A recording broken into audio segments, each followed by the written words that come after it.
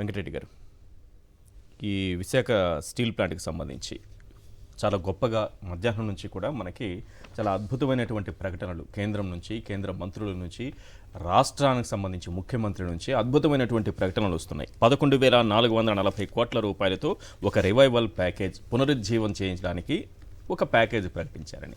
కానీ దీని వెనుక అతిపెద్ద కుట్ర ఉంది అనేది ఈరోజు కార్మికుల అనుమానంగా కనిపిస్తోంది. చిన్న ఎగ్జాంపుల్ ఒకటి అందరికీ అర్థమయ్యే భాషలో చెప్పాలంటే, ఒక ప్రాపర్టీ ఉంది, ఈ ప్రాపర్టీని అమ్మేయాలంటే ఏం చేయాలి? దానికి ఉన్న అప్పులు, లోన్లు, వివాదాలు ఏమన్నా ఉంటే అన్నీ క్లియర్ చేసినప్పుడే దాన్ని అమ్ముకోగలం. సో అలాంటి ప్రయత్నం ఏదో జరుగుతోందనేటటువంటిది వారికి ఉన్నటువంటి అనుమానం. అసలైంది క్యాప్టివ్ మైన్స్ అడుగుతున్నారు, లేదు. శైలిలో విలీనం చేయమంటున్నారు, అది లేదు. ఇవేవి జరగకుండా ఇవి చేయటం వల్ల ఏంటి ప్రయోజనం? ఈశ్వర్ గారు, ముందుగా మీకు ప్యానెల్లో ఉన్న అందరికీ, అట్లానే సాక్షి టీవీ ప్రేక్షకులకు నమస్కారాలు.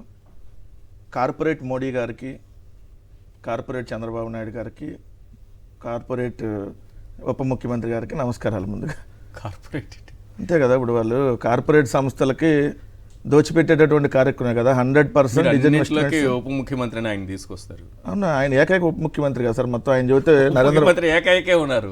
నరేంద్ర మోడీ గారు, అమిత్ షా గారి నుంచి ఆయన కూర్చోంటే కూర్చుంటారు, నిలబడమంటే నిలబడమంటారు. అందుకనే మొన్న ఆయన కూర్చొని అడగలేకపోయాడు, నిలబడి అడగలేకపోయాడు కదా, ఏదైతే విశాఖపట్నం వచ్చినప్పుడు ప్రధానమంత్రి మోడీ గారిని. సో ఇప్పుడు ఎందుకు ఆ మాట అంటున్నాను, 100% డిజిన్వెస్ట్మెంట్ చేయాలి అంటే దాన్ని ప్రభుత్వంలో ఉన్నటువంటి 100% వాటాని ఉపసంహరించుకొని ప్రైవేట్ పరం చేయాలి. అది విశాఖపట్నం స్టీల్ ప్లాంట్తో పాటు అనేక కంపెనీలను చేయాలని చెప్పి కేంద్ర ప్రభుత్వం ఏదైతే నిర్ణయించిందో ఆ నిర్ణయంలో భాగంగా దాన్ని కొనసాగిస్తున్నాం. అంటే ప్రైవేటీకరణ చేయడానికే మేము సిద్ధంగా ఉన్నాం అని చెప్పి మొన్న మధ్య కూడా నెల రోజుల క్రితం కూడా కుమారస్వామి గారు చెప్పారు, విశాఖపట్నం స్టీల్ ప్లాంట్ని ప్రైవేటీకరిస్తున్నామని. మీరు అన్నట్టుగా ప్రైవేటీకరించే దానిలో భాగంగా 11,000 కోట్లు విశాఖపట్నం స్టీల్ ప్లాంట్కి ఇస్తున్నామని వాళ్ళు అనౌన్స్ చేశారు. ఎందుకు? ఆ కార్పొరేట్ సంస్థకి నష్టాలు రాకుండా ఉండాలి కదా, వాళ్ళని కాపాడుకోవాలి. అందుకని దీనికి ఉన్న అప్పులో ఏదో ఇప్పుడు తీర్చేస్తారు. ప్యాకేజ్ అంటే విశాఖ స్టీల్ ప్లాంట్ ని కాపాడుకోవడానికి. ఎవరు సార్? విశాఖపట్నం స్టీల్ ప్లాంట్ కి సంబంధించి ఉన్న క్యాప్టివ్ మైన్స్ కోసం ఇస్తున్నారా, లేదంటే విశాఖపట్నంలో ఉన్నటువంటి స్టీల్ ప్లాంట్ కి సంబంధించిన ఏదైనా ఉద్యోగస్తుల ఫండ్ కింద ఏమైనా ఇస్తున్నారా? దేనికి ఇస్తున్నారు? ఓ పక్క ప్రైవేటీకరణ చేస్తున్నారు. ప్రైవేటీకరణ చేస్తున్నప్పుడు దాన్ని మీరు 11,000 కోట్ల ప్యాకేజ్ దేనికోసం ఇస్తున్నారు? కొనేటటువంటి, అంటే దాన్ని ఎవరైతే మీరు అప్పజెప్పబోతున్నారో టెండర్లో వాళ్ళకి బెనిఫిట్ చేసే దానికోసం ఇప్పుడు ఈ ప్యాకేజ్ ఇస్తున్నట్టుగా క్లియర్గా అర్థమైంది కదా. మొన్న కూడా సార్ ఏదైతే విశాఖపట్నం స్టీల్ ప్లాంట్కి సంబంధించినటువంటి అగ్నిమాపక దళాన్ని ఆల్రెడీ ప్రైవేటీకరణకు సంబంధించినటువంటి నోటిఫికేషన్ ఇచ్చేశారు. అంటే అగ్నిమాపక దళం ప్రైవేటీకరణ అయిపోయినట్టే. సో నిన్న కూడా విఆర్ఎస్ అంటే 45 ఏళ్ల వయసు 15 ఏళ్ల సర్వీస్ ఉన్న వాళ్ళు విఆర్ఎస్కి దరఖాస్తు చేసుకోవాలని చెప్పి దానికి సంబంధించిన కూడా నోటిఫికేషన్ ఇచ్చారంటే ఆ ఉద్యోగస్తులు కూడా తీసేయడానికి. 4 నెలలుగా వాళ్ళకి జీతాలు అందట్లేదు అనేది వాస్తవం.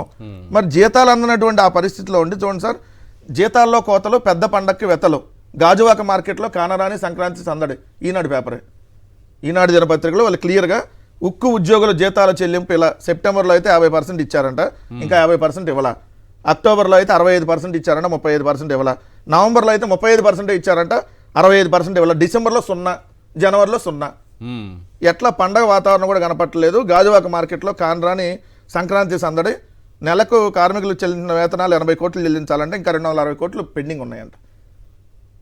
మరి ఇప్పుడేమో మీరు ప్రైవేటీకరణ చేస్తా వాళ్ళకి ఉద్యోగస్తులకు కూడా, కేంద్ర ప్రభుత్వం కూడా సార్, కేంద్ర ప్రభుత్వం ఉద్యోగస్తులకు కూడా జీతాలు ఇవ్వకుండా మేము 11,000 కోట్లు ఇవ్వలేదు అనౌన్స్ చేస్తున్నామని అంటే ఇది ప్యాకేజీ కింద.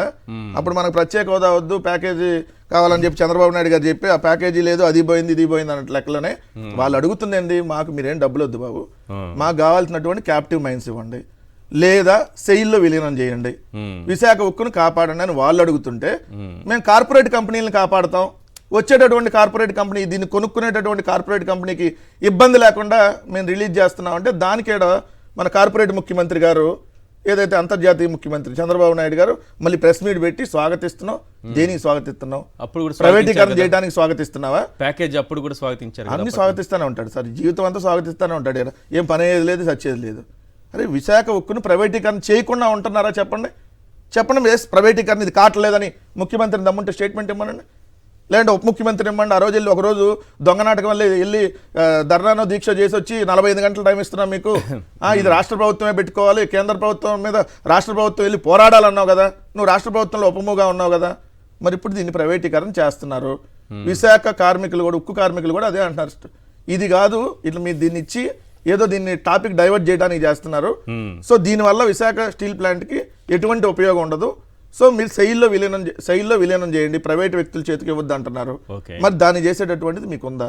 సో క్లియర్గా అడుగుతున్నా, ఇదేంటంటే సార్ ఇది ఎంత కుట్రలో భాగమే అంటారు సార్. ఓ పక్కేమో ప్రయత్నంలో కాదు కదా సార్, ఓ పక్కేమో అసలు 11,440 స్టార్ట్ కాదు కదా సార్. మీకే. ఇదే విశాఖ దగ్గర అనకాపల్లి కేంద్రంగా అనుకుంటా మిట్టల్ స్టీల్ ప్లాంట్కి వస్తుంది. ఆ మిట్టల్ స్టీల్ ప్లాంట్కి సంబంధించి క్యాప్టివ్ మైన్స్ ఇచ్చేస్తుంది ప్రభుత్వం. వాళ్ళకి 5,000 రూపాయలు నెల ఇంకా ఇప్పుడు కూడా కార్మికులు రాలే ఏం రాలే వేస్తారంట బొగ్గుకి సార్, కార్మికులు రాలే ఏం రాలే. 5,000 రూపాయలు వాళ్ళకి జీతాలు ఇవ్వడానికి సంబంధించిన ఫైల్ రెడీ అయింది. ఏది నెల అప్పుడే, ఏది ఇంకా స్టార్ట్ కాకముందే. ఓకే. సో ఈ పనులు స్టార్ట్ అయ్యే ముందే అంటే 5,000 రూపాయలు నెలలు ఇవ్వడానికి సంబంధించిన కార్మికులకు వేతనాలకు సంబంధించిన ఫైల్ రెడీ అయింది. కానీ విశాఖ ఉక్కుకు సంబంధించి మాత్రం ప్రైవేటీకరణకు ఫైలు రెడీగా ఉంది. ప్రైవేటీకరణకు ఆల్రెడీ 1 దాంట్లో ఉన్నటువంటి ఏదైతే పార్ట్స్ ఉన్నాయో అన్ని ప్రైవేటీకరణ అవుతా ఉన్నాయి. సో పూర్తిగా ప్రైవేటీకరణ ఐ థింక్ 1 year లోపే అయిపోయింది. రైట్.